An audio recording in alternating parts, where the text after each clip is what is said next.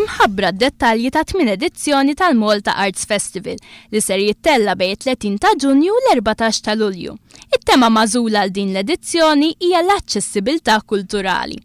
Waqt il-konferenza tal-aħbarijiet, is-Segretarju Parlamentari għall-Kultura José Herrera ħabbar li b'mod immedjat ser jinħatar Culture Policy Group li ser janalizza s-sitwazzjoni kulturali Maltija u jnedi triq għal reviżjoni fl-amministrazzjoni ta' fondi pubbliċi għall-kultura. Id-direttur tal-Malta Arts Festival Mario Frendo għal ser tkun qed tingħata importanza kbira l-artisti lokali f'dan il-festival, kif ukoll il-dawk barranin.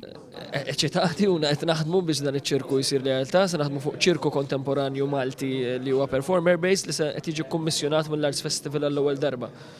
U l-idea hija li nġibu artisti minn barra ta' ċirku li jaħdmu ma' artisti Maltin.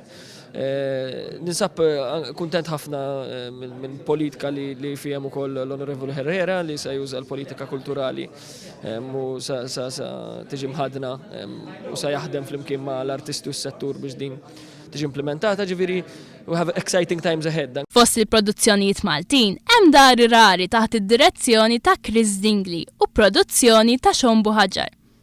Il-platform illi fuqha aħna nippreżentaw it-talent lokali tkun waħda internazzjonali mhux biss lokali.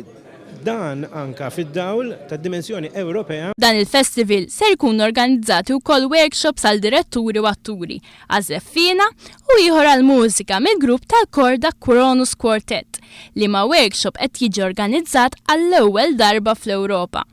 Attivitajiet oħra jinkludu diversi spettakli ta' arti viżiva, teatru, sfin u mużika, fosthom spettaklu Puerto Flamenco u ftakar tlieta, il-kunċert mill-Big Band Brothers u Red Electric fost oħrajn.